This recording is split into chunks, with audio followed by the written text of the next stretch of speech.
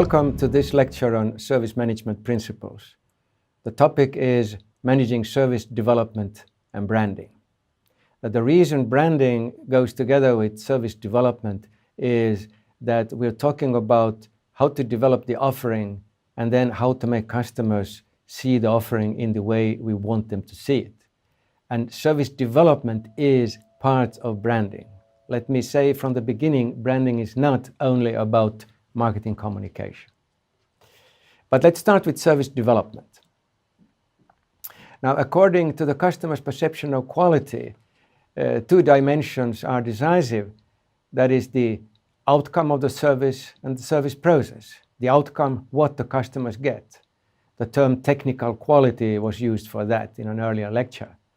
And the service process, how the service process, how the interactions function according to the customers. The term functional quality was used for that. Now, because of this, the way the customer perceives service in at least these two dimensions, the service offering must cover both these quality dimensions, both the outcome and process. And of course, be guided by a customer-focused service concept, an idea, what do we want with this service? Let's take a hotel. Do we want to be a 5-star hotel? Or do we want to be a budget hotel? And what type of 5-star hotel? What type of budget hotel? And that is something that is decided when a service concept is formulated. And it has to be formulated. So we do the development process in an as organized way as possible. Now, the service offering, when being developed, consists of two elements or two layers. First, we have a basic service package. The basic service package, that is what covers the outcome dimension or what the customer gets. It's make sure that the technical quality will be good enough. Then we're talking about core service, enabling service, and enhancing service. Now, in the budget hotel example, the core service is a possibility to sleep in a room in a decent bed, in an acceptable environment. That is the core service for a budget hotel. Enabling services, well, that is check-in and not much more than that. Perhaps a parking lot, depending on where the hotel is. And enhancing services, well, perhaps a very simple breakfast is an enhancing service. And then, of course, cleaning of the room. That's about all that is needed in a simple budget hotel. In a 5-star hotel, it would be different, with much more enabling services and much more enhancing services. Now, the idea with enabling services is that they are required so that the customer can consume the core service. We can't sleep in the room unless we can check in. Enhancing services are optional services. They are used only as means of competition, like providing at least breakfast. Now then there's the next layer, the second layer, and that is augmenting the basic package, making the basic package work. This covers the process dimension and make sure that the functional quality of the customer's experience will be good enough. And there we are talking about three aspects. The first is to make the basic package accessible to the customer. That they really make sure that the customers can get to the service. That may include access to the reservation through the internet, but it may also be a telephone access to the hotel. And then, of course, that it's easy to find the hotel. And there is a parking lot if the place of the hotel is like that. And there can be many more aspects of this. The idea with this is that we make sure that all the resources and processes are there that makes it possible for the customer to get access to the core service, to the enabling services, and to the enhancing service. Interactions again, interactions with customers. They can be physical, they can be virtual, on the internet, for example. They can be mental, or thinking about the hotel. I'm going to stay not at a budget hotel, but a 5-star hotel. That's going to be nice. I'm going to like it, I'm sure. There's also a value creation started long before I check in at the hotel, perhaps.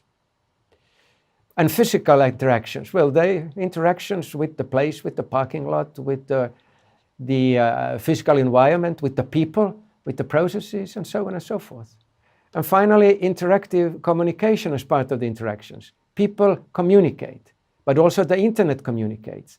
Also, the tangible parts of the hotel communicate. That is communication during the service encounter.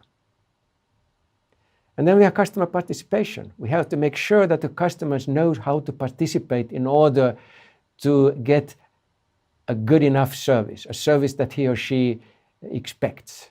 The customer knows about timetables, about what to do, when to do, and so on and so forth. Now, all these elements, accessibility, interaction, and customer participation, have to be planned carefully, because it's not enough to put together the service package, because then the technical quality might be good, but the customer will have problems with the service process. So it is important to remember this is a rather huge development process. If we put all this together, we'll start with the service concept, and then putting together the core service and see what types of enabling service is required. Enabling service includes various sorts of resources, more or less. Service processes, information, tangible products. Enhancing service, what kind of enhancing service is good to use? Information, service processes, tangible products that will improve further the competitiveness of the service. And then we come to the second layer, where we have to plan accessibility, interactions of various sorts, and the customer's possibilities to participate properly in the service process. And when all this is well planned, customers will perceive a good technical quality as well as a good functional quality, and will be satisfied. So this is a complicated process. It starts with analyzing target customers' everyday processes and goals. So we know, how do customers really go about when they use the service? What do they expect from a hotel? Then assess the customer benefits that are required to support such processes that the customer has. And then go on, define the service concept, included needed features of the offering, and then develop the elements of the basic service package, and then develop the elements of the augmentation of the basic package, and then develop resources and processes needed for the augmented offering. That we have these resources in place and they function so that the customer experiences good service. And do not forget internal marketing. Let's move to branding. How to brand a service offering. Now, the first thing I want to say, and that is, a brand cannot be built. Now, the common saying is, we build a brand.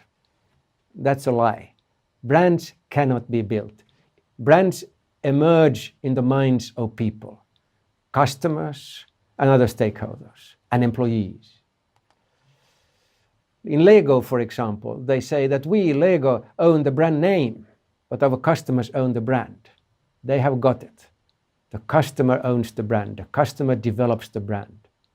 The only thing that Lego or any firm can do is, first of all, to continuously create and maintain good prerequisites and circumstances such that the wanted brand emerges in the minds of the customers and other stakeholders.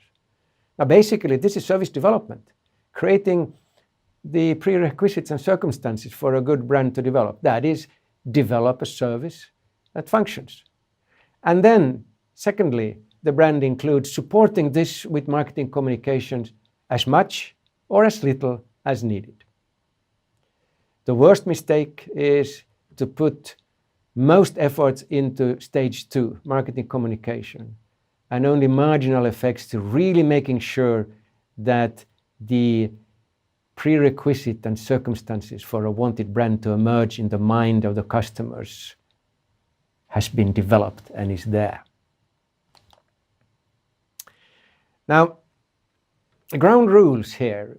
First of all, branding relates therefore both to planning the offering, a service offering, a product offering, or any offering, and to communicating about the offering. It relates to both. And secondly, planning the offering is often more important than the marketing communication for the development of a successful brand.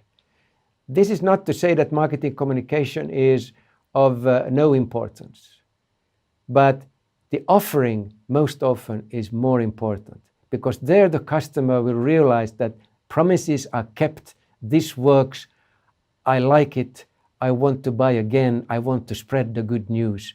I go onto the internet and talks about this and writes about this. And so this really is an important thing to think about.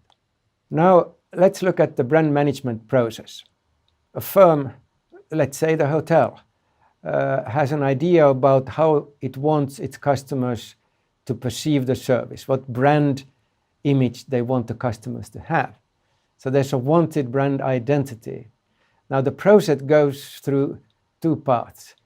On the top is the communication path, a communication about the hotel service, which creates brand awareness. Now this is a promise about the brand, a brand promise. The lower path is then related to what the service that has been developed, the customer's experiences with the service, with its outcome and the process. How is it to stay at the hotel? What is the experience and how is the experience moving forward? Now, if all goes well, the service brand, the realized brand in the end will be more or less the same as the wanted brand. But in order to achieve this, we must remember that both paths, both the communication path and the service development and customer experience with the service path, have to be managed properly. Then again, if you don't do this properly, the outcome might be this. As you can see, the brand image to the right is quite different to the intended brand in the beginning. Now the reason may be problems with communicating the brand, but that's probably not the main reason. The main reason is probably the experiences with the brand. The service has been developed in a way that it doesn't meet the promises that are made about the brand.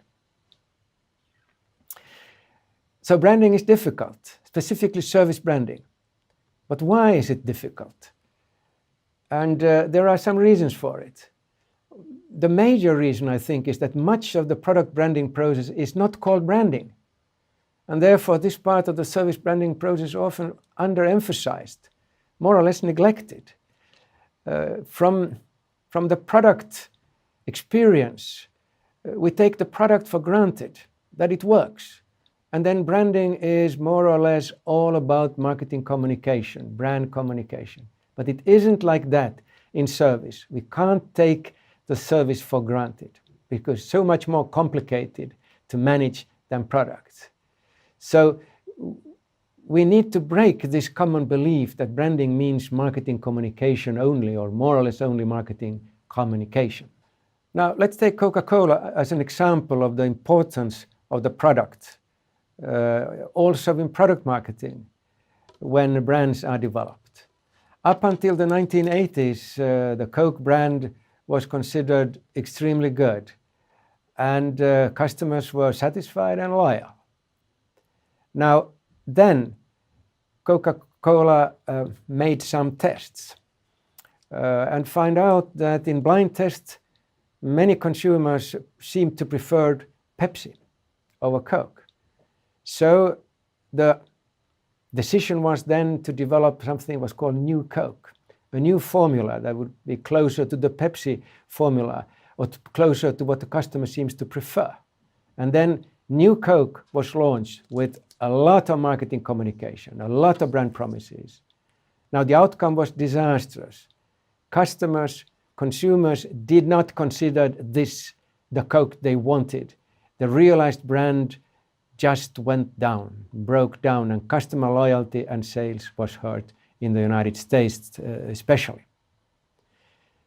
So this just shows that even though a lot of money was put into marketing communication about the new product, a wanted brand didn't develop because the consumers experienced, in this case, the product in a way that they didn't like, because whatever was promised through marketing communication, consumers wanted the old Coke.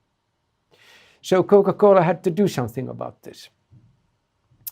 And what they did is that they went back to the old formula, called it Coca-Cola Classic, and launched Coca-Cola Classic. And now a lot of marketing communication again that reassured consumers of that this is the old Coke and the old formula and the old taste.